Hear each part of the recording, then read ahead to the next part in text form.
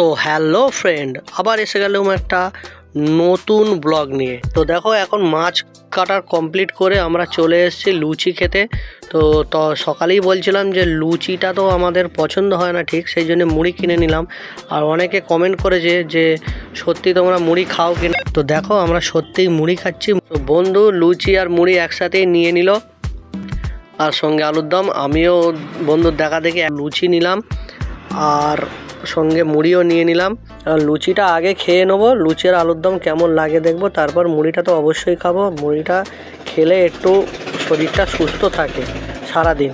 তো যারা যারা পিকনিকে যাবে কি কোথাও বেড়াতে যাবে, মুড়িটা অবশ্যই সঙ্গে রাখবে। তারপর লুচি আর মুড়ি যারা খাওনি এইভাবে, তো খেয়ে একবার দেখবে, ট্রাই করবে কেমন লাগে, তারপরে আমাকে কমেন্ট বক্সে জানাবে। সো ফ্রেন্ড, আমি লুচি খাচ্ছিলাম ঠিক, কিন্তু আমার মাথায় একটা জিনিসই ঘুরছিল যে খাওয়া দাওয়ার পরে কখন আমি এই স্পিড বোটে উঠবো আর এপার থেকে ওপারে যাব। তো এখানে বেশি খরচা নয়, কিন্তু হেভি সুন্দর পরিষেবা এদের। সো জলটার ন্যাচারাল কালার দেখো, একদম নীল সমুদ্রের মতো।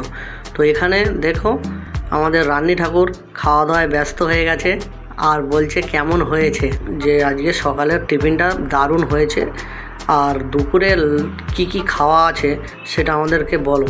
তা সেটা বলতেই আমাদেরকে দেখিয়ে দিল যে ওখানে আছে সব কিছু রেডি, তো ওটা দেখে নাও তোমরা।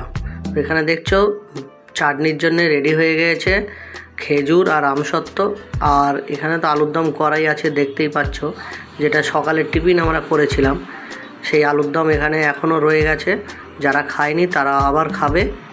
আর লুচিগুলো দেখো পুরো ফুলে কত সুন্দর হয়ে আছে, দেখলেই জিভে জল আসে। আর এগুলো বাড়তি হয়ে গেছে লুচি, অনেকে যারা খেতে বাকি আছে তারা এগুলো খেয়ে নেবে। আজকে লাঞ্চটা তৈরি হবে, দুপুরের খাবার। তো দেখে নাও কি কি আজকে রান্না হবে। বাগদা মাছ আছে, তার মানে মালাইকারি অবশ্যই হবে। বাগদা মাছগুলো পুরো রেডি করে আনা হয়েছে।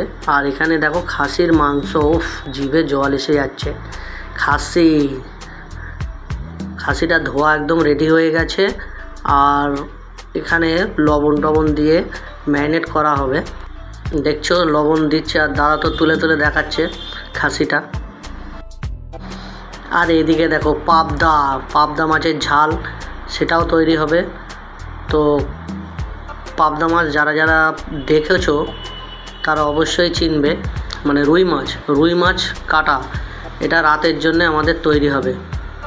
তো আজকে দুপুরবেলার রান্নাটা পুরো কভার করে নিলাম।